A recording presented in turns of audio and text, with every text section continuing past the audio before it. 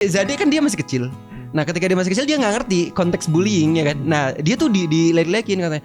Zade anak setan, Zade anak setan. Si Zade nggak, karena dia nggak ngerti, cuman anak setan. Itu kejadian malah sih. ketawa. Itu kejadian di anak gua. Ya kan? Sampai dikejar ke rumah. Terus abis gitu Arsi main-main lagi aja. Tapi abis itu dikejar lagi dan sebagainya gitu kan ya. Terus akhirnya kalau gua mitigasinya dengan cara ketika pada saat dia di rumah kayak aku ngasih tahu itu kira-kira baik apa enggak gitu, dia diskusi. Ternyata itu nggak baik, berarti kayak itu nggak boleh ditiru sama sekali. Nah tapi akhirnya emang nggak bisa cuma dari sisi anak itu sendiri gitu. Aku akhirnya nyamperin anak itu, bawa ngasih tahu kalau itu nggak boleh. Tapi sebenarnya kalau mau level up lagi itu harus ngasih tahu ke orang tuanya. Cuman aku belum.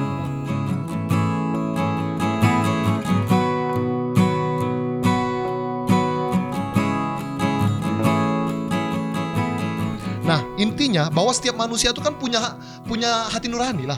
Sejahat-jahatnya bullying tuh mereka tuh punya hati nurani. Nah gimana ada satu cara untuk mengajarkan atau memancing jiwa nurani fitrah kemanusiaan ini, bahwa sesama manusia tuh masih ada rasa kesian. Sehingga kalau kita ngelihat ada orang aneh, mungkin di balik itu ada hal yang kita nggak tahu, sehingga kita lebih melihat sudut pandang empatinya daripada sudut pandang pengen menguasai dan mendominasi sebagai tokoh terbaik segala macam gitu loh. Itu ternyata bisa. Di zamanku dulu waktu SMP aja akhirnya kami kurangin, bahkan kami berhenti ngebuliin dia karena kami tahu nih hidup bocah nih berat banget. Jadi kamu yaudah sini dulu. Ya. Lu kenapa sih di rumah dia nangis gitu. Yaudah jajanin. Jangan lagi ya. Sampai kita tuh kan ada satu premannya yang paling ini ya.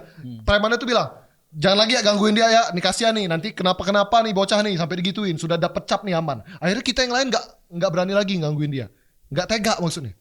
Kitanya enggak tega. Jadi sifat ngebully itu sebenarnya fitrah manusia cuma karena ingin mendominasi, tapi bisa dilawan kan dengan sifat fitrah manusia yang lain dengan hati nurani tadi. Karena nah kira-kira bisa nggak sih, maksudnya ada satu dalam pendidikan ini mata pelajaran yang memancing itu, karena aku lihat mata pelajaran kita tuh kan hanya pelajaran exact teknis yang menghafal, yang menghitung, tapi nggak pernah memanusiakan manusia loh. Bagaimana adab yang baik, misal bagaimana hati nurani itu dibangun. Aku lihat pelajaran PPKN pun kayak tenggang rasa, itu prakteknya gimana, tokoh yang harus dicontoh siapa. Nah itu nggak pernah ada. Berarti memang tadi kalau dilihat pertama itu soal sosial kontrol ya. Kontrol. Dimana Pak lebih sedikit orang yang dikontrol kan lebih tinggi itu. Benar, sulit ya. Pengaruhnya. Terus yang kedua faktor individual menurutku tadi. Jadi secara individual orang itu berangkat dari sebuah kesadaran bahwa ini boleh, ini tidak boleh. Benar. Gitu. Jadi aspek moralitas tuh. Benar. Yang sekarang ini kita nyari itu agak kesulitan di kurikulum. Dulu kan ada PMP ya, pendidikan moral Pancasila gitu ya dulu ya. Suruh ngapalin pasal apa segala macam. Benar. Walaupun juga mungkin nggak semua orang mendalami itu. Iya. Dulu ada juga pelajaran kayak tentang tata krama gitu-gitu. Dulu banget, tapi sekarang nggak tahu masih ada apa nggak itu. Nah hal-hal kayak gitu itu mulai harus ditanamkan lagi sejak kecil ya kayaknya. Artinya secara individual itu harus dibangun, dididik mulai dari keluarga, masyarakat, bangsa dan negara. Karena gini, keluarga udah oke. Masyarakat mungkin relatif beberapa orang sudah mulai aware tentang itu. Tapi begitu lihat TV, begitu lihat film, sosial media, itu kan kayak menginfluence banyak sehingga kayak gini nih polanya. Didorong dengan tadi secara alamiah orang itu memang pengen mendominasi. Karena dengan mendominasi kan orang memiliki akses lebih banyak gitu. Kalau dalam teori kekuasaan itu kan kontestasi kekuasaan itu, kenapa orang itu berebut kekuasaan itu karena dengan kekuasaan dia memperoleh akses lebih banyak ke hal yang lain selain dari kekuasaan itu sendiri gitu. Dan itu terjadi tadi di sekolahan dengan adanya anak-anak yang suka mendominasi itu.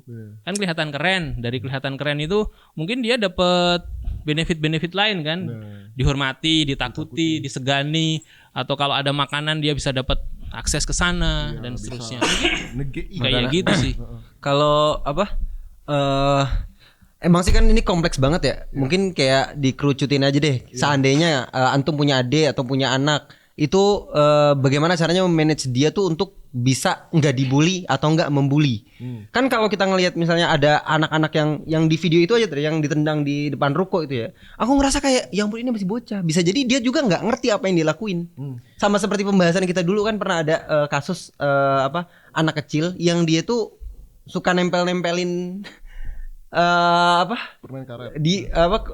diri dia sama cowok lain gitu, ngerti gak sih? Iya. Suka menggesek-gesek kayak gitu, itu kan sebenarnya dia paham gak sih? Iya. Itu bisa jadi dia dapat nggak taunya kan apa? Nggak taunya dia ngelihat dari bapaknya, ya kan? Dari sosmed. Dari mana gitu. Nah itu sebenarnya kan kayak apa ya? Kayak benang kusut yang udah terlalu jauh gitu. Kayak misalnya kalau kita pengen berbicara tentang anak yang bisa baik berkontribusi baik buat masyarakat, maka dimulainya bukan pada saat anak, tapi dimulainya pada saat orang tua, pada saat ibu. Nah ibu itu juga nggak bisa kita dapat ibu yang baik sebelum kita jadi baik. Iya kan, jadi kayak kalau misalnya kita belum baik, Tariknya bagaimana harus mungkin kita jauh bisa banget dapat? ya. Iya, belum bisa dapat baik. Nah kalau aku pribadi, Dan ibu pribadi itu dari nenek. bukan ibu. Itu Pithecanthropus yang baik ya. Iya, jadi menurut aku jadi sebelum melebar, kalau aku pribadi, kalau aku tentunya akan mendidik anakku dengan penuh dengan ini preventif pencegahan. Caranya misalnya, aku ngelihat anak aku tuh kurus. Karena memang dia punya penyakit pencernaan gitu, nggak bisa minum susu, nggak bisa banyak naiknya susah banget. Nah satu yang buat dia menurut aku harus dia punya, nanti di umur udah 5 ke 6 tahun itu udah harus aku ikutin bela diri biar dia bisa fight. Masalahnya kalau misalnya dia udah dilabelin terus kemudian dia kayak nggak fight, menurut aku jadi malah kayak bahan bulian gitu. Terus yang kedua, memang dia harus didik, dia tuh punya intelektual Yakin kemudian 5-6 tahun bela diri. ya ikutin aja Daripada bela Bela sungkawa. enggak. Bela sapi gitu. Jadi sebenarnya menurut aku bukan ininya bukan bela dirinya, tapi aktivitinya dia. benar, aktivitas fisik, betul. Jadi kalau orang itu Mental, lebih pembedanya. pede, lebih Nah, percaya diri. untuk sekarang aja, tau gak sih di komplek Ntar kita. anak antum bukan dibully malah ngebully dengan belajar Nah bela di diri. komplek kita itu ada anak yang ngebully dan itu jadi obrolan istriku dan mama yang lain. Iya. Terus kayak, kamu bisa nggak ngomongin ke bapaknya? Terus kataku, Saya bapaknya. enggak. Kan obrolan istri bukan obrolan suami. Enggak tahu. Ada gak sih? Jadi si Zade kan dia masih kecil. Nah ketika dia masih kecil dia nggak ngerti konteks bullying ya kan. Nah dia tuh dilek-lekin katanya, Zade anak setan. Si Zade nggak, karena dia nggak ngerti, cuman anak setan. Itu kejadian Malah sih. ketawa. Itu kejadian kan? di anak gua. Ya kan? Sampai dikejar ke rumah.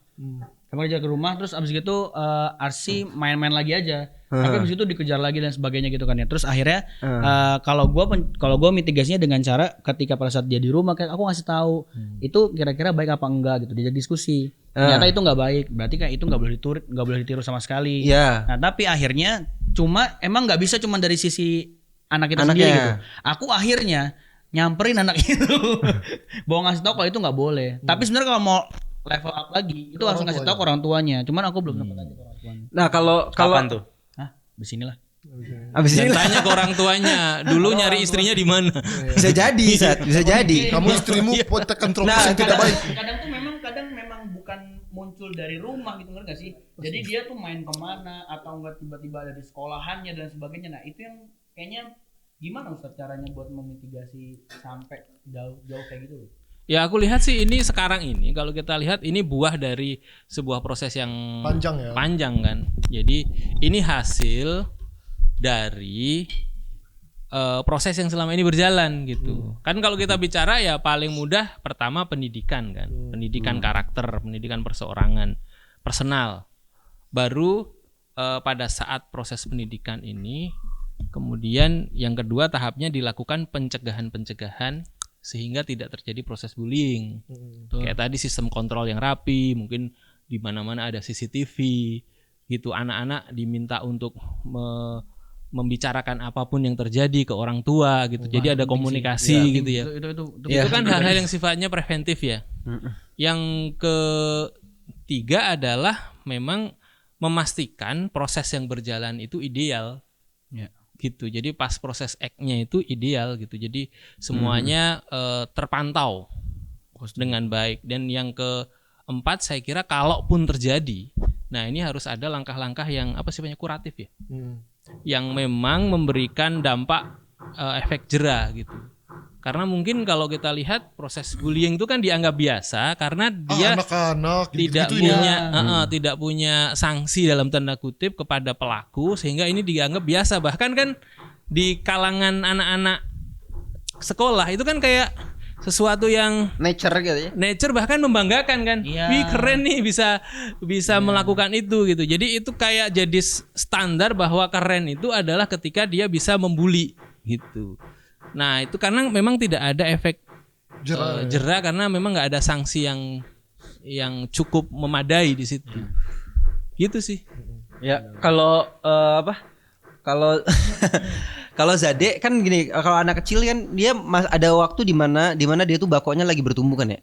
Nah kemudian kayak misalnya dia punya mainan gitu, ketika mainannya diambil dan dia nggak suka, kan biasa kan kalau dari pandanganku biasanya kita udah nggak usah. Kalau aku biarin aja mereka berdialektika. Kalau itu sih memang biarin dia berdialektika. Itu tuh bagus karena biar tahu dia tuh juga punya sesuatu. Nah maksudnya bisa jadi korban bullying tuh dia nggak mengambil nggak respect terhadap dirinya sendiri, sehingga dia tuh dihinakan atau direndahkan ya dia ya udah. Jadi beda tipis tuh antara lemah dengan dengan lemah, antara lemah dengan baik gitu. Kadang-kadang enggak, soalnya kayak yaudah baik ya. Itu malah ngerasa kayak anak kita tuh jadi kayak ya udahlah enggak apa-apa lah gitu. Kebiasaan begitu. Kalau aku biarin aja udah, silakan berdialektika lah kalian. Proses itu ya. kompleks sih. Semua hal itu bisa mengarahkan kepada kepembulian itu. Misal dari didikan orang tuanya kurang, dari pengawasan guru juga kurang. Pokoknya dari moralitas individual orang-orang pelakunya juga kurang. Terlalu kompleks kalau mau bahas penyebabnya itu apa. Tinggal pencegahannya pun tidak semudah lakukan ini maka bullying beres. Karena aku ngelihat ya bullying ini di setiap peradaban pun akan tetap ada. Baik mungkinlah kekerasannya kurang nih. Nggak ada lagi yang nendang-nendang kepala. Verbalnya juga lebih keras, kita kalau nonton film-film sekolah anak Amerika itu kan korban bullying semua, Spider-Man segala macam. Yang di Jepang ada juga korban bullying semua kan. Semua tuh di mana-mana ada. Nah, tinggal gimana ini diminimalisir dan efeknya tuh nggak sampai merusak individu orang lu, baik ngerusak mentalnya atau ngerusak fisiknya. Ada yang jangan sampai ada lagi yang meninggal, jangan sampai ada yang mentalnya rusak. Jadi gimana ya? Kalau aku pribadi, kita tuh sudah harus jadi pemutus generasi nih. Pemutus generasinya, maksudnya kita sudah mulai jadi orang tua yang aware dengan perkara ini. Karena aku lihat banyak orang tua yang gak aware sama perkara ini. Anak itu hanya jadi beban yang harus dia sekolahin, biayain, abis itu beres. Gak peduli tuh mentalnya gimana nih anak jadi apa, pokoknya gak dipikirin gitu. Makanya anaknya diserahin aja ke sekolah yang mana sekolah yang mau ngedidik di akhirnya di sekolah anak ini tanpa pengawasan jadi bullying, orang tuanya juga nggak tahu akhirnya. Kayak kemarin ada artis anaknya bullying, padahal bapaknya tuh anti bullying, bapaknya selalu mengatakan segala macam, kan kaget juga. Aku nggak nyalain bapaknya tuh, nggak nyalain selebnya tuh, karena bisa jadi anaknya mendapatkan semua informasi bullying itu di luar kapasitas orang tuanya. Orang tuanya nggak pernah ngajarin dan dia dapat itu di luar. Nah makanya ya jujur Li, aku udah berapa kali ngobrol sama Fuad. Aku kayaknya nggak bakal nyekolahin anak aku di sekolah umum, walaupun sekolah Islam. Karena aku lihat orang-orang yang anaknya 14-13 tahun yang bagus, itu homeschooling semua. Cuma PR banget orang tua untuk ngedidik seperti itu. Aku pikir kayaknya aku ngambil step itu aja daripada anakku nanti dapat ilmu-ilmu aneh-aneh di luar sana dari teman-temannya. Mending aku awasin dulu. Tapi bang nanti banyak kekurangan ya. Semua ada kekurangan ya, tinggal bagaimana kita nutup-nutupin aja ya. Tujuannya apa? Untuk memutus generasi bullying ini loh. Minimal nanti dia tuh sudah bisa menghargai itu, manusia tuh harus dihargai sebagaimana manusia gitu loh. Kalau lu nggak suka, nggak begitu caranya, nggak nendang muka. Kalaupun lu nggak suka, nggak serang mentalnya gitu loh. Harus ada gimana ya? Maksudnya tuh cara yang proper memanusiakan manusia. Jadi itu nggak pernah ada pelajarannya loh aku lihat. Dimanapun. Jadi begitu dah. Semoga teman-teman yang nonton juga bisa jadi punya, maksudnya bullying ini sudah menjadi prioritas dalam hidup kita. Dan gak hanya di urusan anak sekolahan ya. Iya, anak sekolah sampai kantoran Di kantoran, di rumah saja mungkin kita juga melihat kasus-kasus bullying. Jadi suami membuli istri. Maksudnya KDRT. Seperti itu. Di sosial media.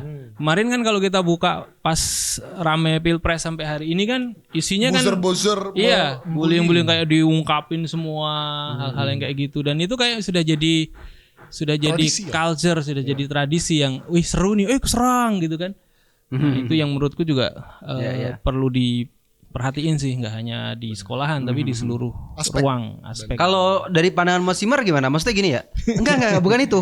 Gini ya, kalau aku ngerasa kayak ada seorang yang dia tuh mungkin dia seorang ayah dan dia mungkin punya traumatis terhadap bullying gitu kan. Terus dia ngerasa dan dia pengen anak dia tuh tumbuh dalam keadaan kuat gitu. Nah, kalau kamu nggak kuat, dunia tuh akan menyerang kamu. Jadi energinya tuh begitu. Nah, harusnya gimana? Kita tuh memberikan dorongan dan energi kepada anak itu gimana? Kayak gitu. Dunia itu kalau kamu gini ya, kalau kamu nggak kuat sama dunia tuh jahat sama kamu tuh enggak. Gitu. Enggak. Ada yang mungkin mendidik anak kayak gitu kan. Makanya kamu harus kuat, kamu harus berkuasa, kamu harus punya duit biar kamu tuh bisa punya posisi kayak gitu. Enggak, itu efeknya enggak bagus sih menurut Iya, aku. benar. Karena orang tua tuh harus menanamkan optimis gitu, Iya, rasa optimis. betul. Bahwa anak kita tuh enggak bakal kalah dengan dunia sehingga dia preventif daripada aku dijahatin dunia, aku akan jahatin duluan. Misal gitu. Enggak, dia ngelihat dunia itu sebagai peluang dia berbuat baik, peluang dia menjadi orang yang lebih tinggi dengan cara yang baik gitu. Jadi yang ditanamkan tuh optimistik. Karena menurutku akan rusak sekali dunia ini kalau seandainya anak-anak itu ditanamkan sifat-sifat yang seperti itu. Iya, betul. Sehingga dia tidak akan percaya sama satu orang lain. Luka pendidikan Luka kita orang nggak usah tuanya. dibawa-bawa. Betul. Aku sendiri tuh orang yang dididik nggak beres kok sebenarnya maksudnya. Tapi Iya, aku nggak pengen anakku mendapatkan pendidikan yang seperti itu. Gitu. Jadi ya itulah aku bilang tadi pemutus generasi bro. Dimana kita tuh meriset ulang. Jangan lagi bawa-bawa luka-luka lalu. Nggak tahu nggak 98 krisis ini, nggak usah bawa-bawa. Udah.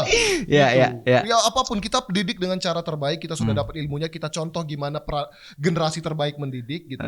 Kita berharap udah serahkan sama Allah sisanya. Iya, aku gini loh maksudnya Mas Simar ini kenapa dari tadi cuma senyum dan nyengir-nyengir? Karena mungkin di kepala dia nggak ada apa ya konteks bullying. Ngerti nggak sih? Saking positifnya gitu. Iya kan? Mungkin Mas Wimar case-nya optimis ya? begini. Iya, optimis dan positifnya dorongan terhadap melakukan sesuatu Mungkin tidak pernah kasusnya didorong adalah, oleh kebencian gitu kan. Misalnya Biar gini, Ustadz Husain menjelaskan perasaan. dulu itu yang namanya kucing itu berani sama tikus. Ada tikus, kucing ngejar. Ya. Nah, sekarang itu aku lihat ada pergeseran nilai. Di mana Tikus dimanusiakan. tikus itu kadang-kadang lebih berani dari kucing. Oke. Jari. Jadi aku lihat beberapa kasus ya. Ini kok kayaknya kucingnya ini diem-diem aja padahal di sekitarnya ada tikus lagi jalan gitu ya. Gitu Pakai ngelirik lagi gitu loh. Nah, Iya, aku lihat ya. mungkin ini sebagai metafor aja. Iya. Kayak nge-snow itu dididik untuk berani sama tikus apa memang ya seperti Berkompromi. kucing yang sekarang gitu ya. Hati-hati loh. Ini sama pecinta kucing. Tapi iya benar. Iya. Mas Simar dari tadi cuma Dia gini berani doang. sama kucing enggak? Sama tikus. Oh berani. Berani ya? Ya itu fitrahnya dia kecoa, dia suka nangkepin laron gitu. Dia cicak ya. Dia happy banget kalau pas di Bogor hujan kan banyak laron. Itu waktu dia bermain tuh. Ya maksudku dia tuh kucing apa cicak sih? Kucing. Kenapa? Sama cicak berani juga. Ya kan Cicak yang dimainin, makan laron Bang. itu kan cicak. Ya selagi halal lah katanya gitu ya.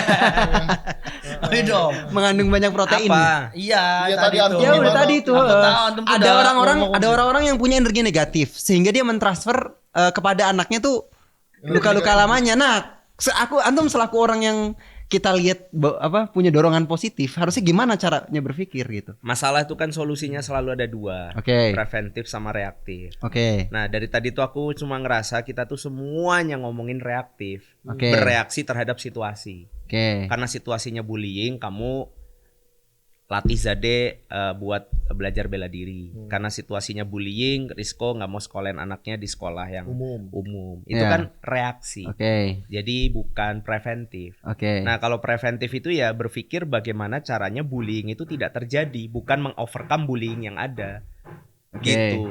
Nah Contoh. tadi itu dalam pembicaraannya kenapa aku manggut-manggut karena seringkali teman-teman berbicara tentang preventif, padahal menurut aku itu reaktif gitu. Nah, Ya oke. udah. Menanamkan moral kepada individu anak-anak supaya memanusiakan Nah, manusia. tadi itu sebenarnya ada yang mau aku sampaikan tentang menanamkan moral dan segala rupa. Jadi sebenarnya tadi itu pas Ustadz Husain ngomong terus aku mau ngobrol terus akhirnya Hawa ngomong terus ya udah aku manggut-manggut itu.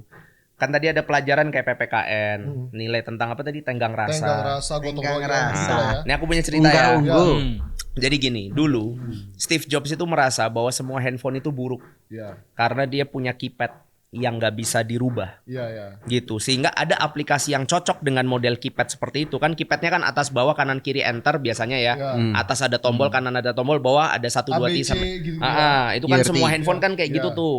Nah, sehingga kalau misalkan kita mau main Snack masih oke. Iya. Snack tahu ya? Iya. Snack masih oke. Tapi giliran mau main Street Fighter, Nggak bisa. wah susah nih tombolnya karena tidak dibuat Support, untuk ya. untuk bermain seperti itu. Makanya dia bikin HP itu layar semua. Iya. Jadi dia bisa Customize. orang itu bisa mengcustomize kebutuhan tombol itu sesuai dengan software. Nah, menurut aku salah satu preventif yang gagal itu adalah karena nilai-nilai tanam seperti rasa, Ya. tenggang rasa, empati itu diajarkan dengan konsep classroom yang sama dengan ilmu sains, Bener. ilmu menghafal gitu. Gimana guru PPKN mengajarkan empati di kelas pakai papan tulis?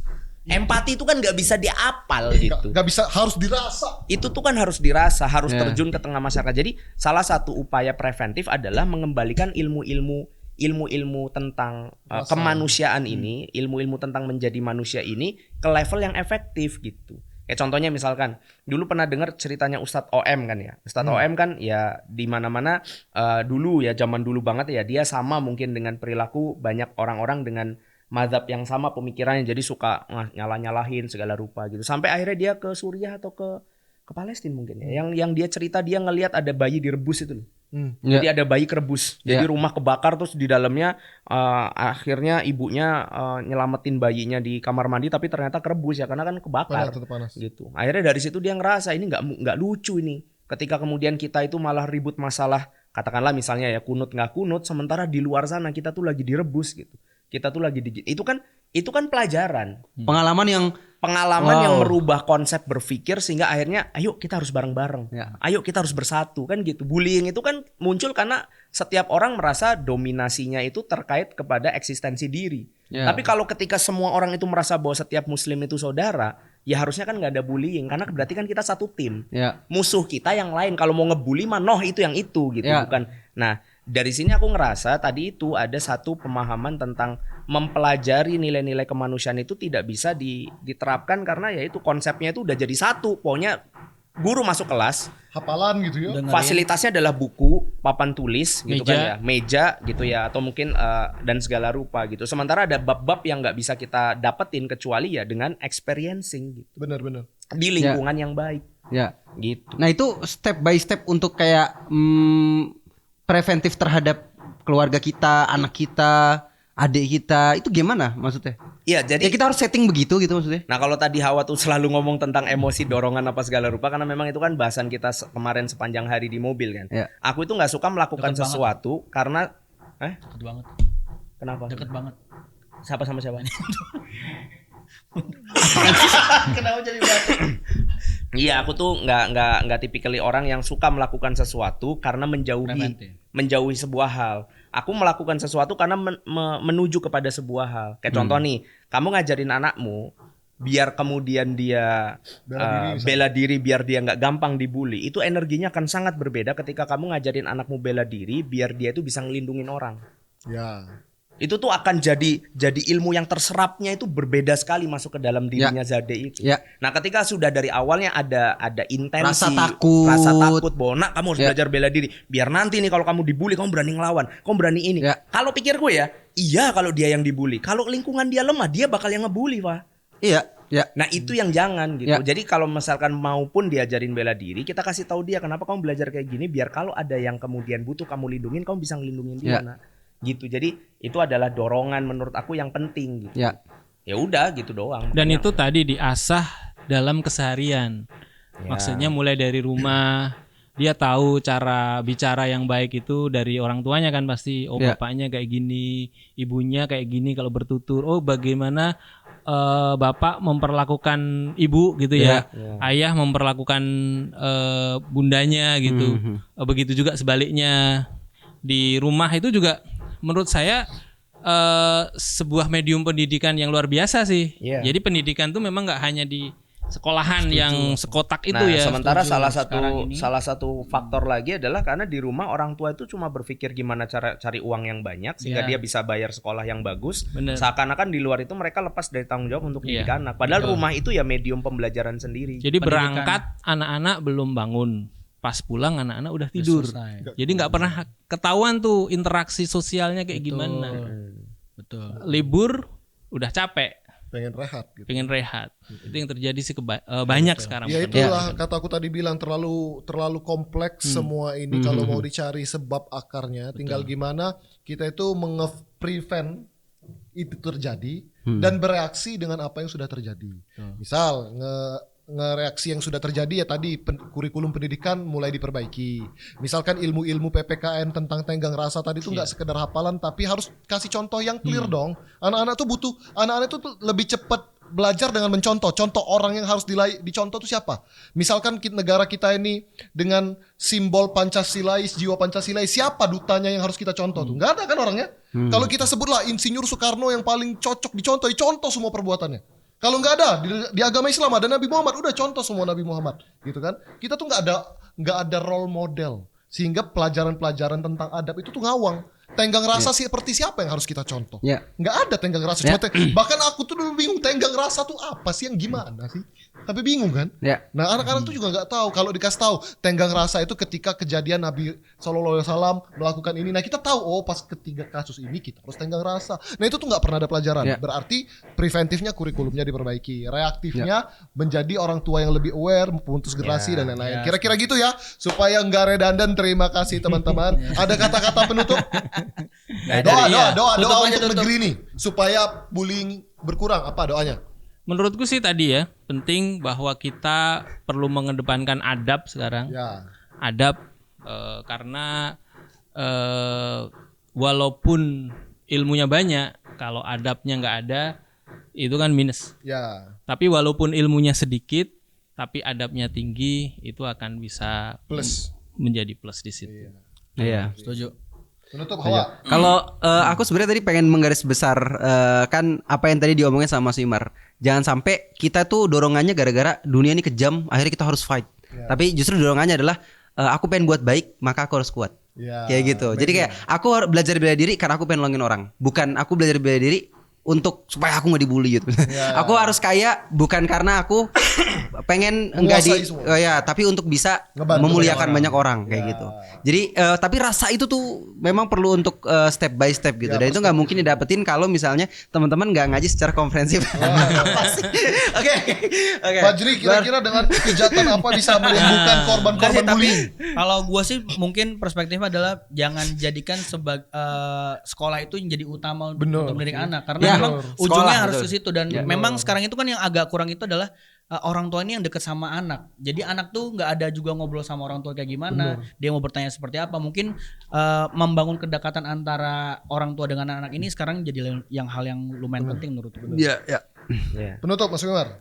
Mas No itu. Tidak semua hal itu bisa diberitahukan. Tapi ada banyak hal yang tidak bisa diberitahukan tapi bisa untuk dicontohkan. Benar. Because people don't care how much you know until they know how much you care. Luar biasa. Orang tuh nggak peduli seberapa banyak yang kamu tahu. Udah sempurna itu. Udah bagus banget. Paham. Tadi udah mind blowing terus Retino ini masih translate. Oke, assalamualaikum warahmatullahi wabarakatuh. Makasih semuanya. Sampai jumpa lagi di acara selanjutnya.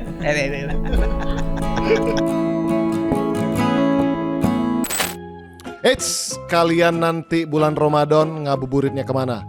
Nongkrong di jembatan? Apa di depan ruko? Ngapain? Yuk Ngaji bakal nemenin kalian setiap ngabuburit 30 hari full selama Ramadan. Kita akan punya materi-materi khusus supaya kalian lebih dekat dengan Al-Quran.